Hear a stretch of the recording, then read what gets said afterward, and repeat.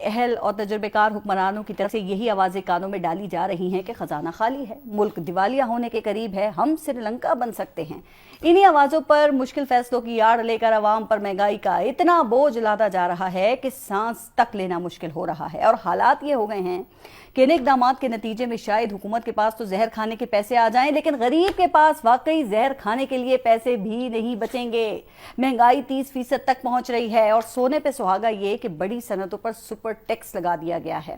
اس super tax کے نتیجے میں ملک میں مہنگائی کا سپر فلڈ آنا ابھی باقی ہے۔ مہنگائی کے اس طوفان اور خزانہ خالی ہونے کی گردان سن کر اب ہر کوئی یہی سوچ رہا ہے کہ آخر ان 2 ماہ میں ایسا کیا ہوا ہے کہ حالات اس قدر خراب ہو گئے ہیں، اور عمران خان بھی یہی سوال کرنے میں پھر حق بجانب ہیں کہ ان کے دور حکومت میں تو سب کچھ ٹھیک چل رہا تھا، تو پھر انہیں کیوں نکالا گیا؟ واقعی یہ سوال تو اب ہوگا کہ یہی خزانہ تھا جس سے عمران خان سب کچھ پورا کر رہے تھے۔ سوال تو ہوگا نا کہ اگر خزانہ خالی ہی تھا اور معیشت اتنی ہی تباہال تھی تو پھر عمران خان یہ ملک کیسے چلا رہے تھے؟ اگر خزانہ خالی تھا تو عالمی ادارے پاکستان کی تعریفیں آخر کیوں کر رہے تھے؟ اگر خزانہ خالی ہی تھا تو پھر عمران خان اس اہل اور تجربے کار حکومت کی طرح سپر ٹیکس کیوں نہیں لگا رہے تھے؟ اور سپر ٹیکس لگائے بغیر ہی 30% سے زیادہ ٹیکس کیسے اکٹھا کر رہے تھے؟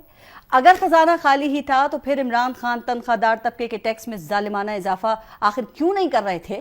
اگر خزانہ خالی ہی تھا تو پھر عمران خان لوگوں کو 10 لاکھ تک مفت علاج اور ہیلتھ کارڈ کیسے دے رہے تھے؟ سوال تو ہوگا کہ اگر خزانہ خالی تھا تو پھر عمران خان کامیاب جوان اور کامیاب پاکستان جیسے پروگرام آخر کیسے چلا رہے تھے؟ اگر خزانہ خالی تھا تو انہوں نے کرونا کے دوران غریب ترین لوگوں میں 1200 ارب روپے کہاں سے تقسیم کیے؟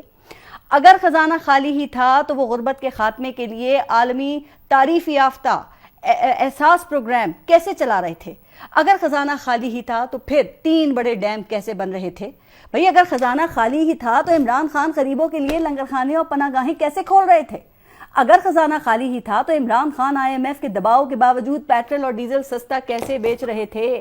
بجلی کا فی یونٹ 5 روپے سستا کیسے کر دیا گیا تھا؟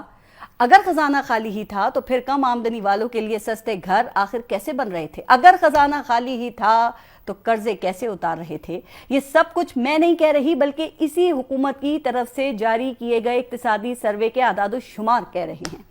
اسی حکومت نے ہمیں بتایا ہے کہ عمران خان کے دور میں بڑی صنعتیں خوب ترقی کر رہی تھیں، اور اسی ترقی کو دیکھ کر ہی اس حکومت نے ان پر سپر ٹیکس لگایا ہے۔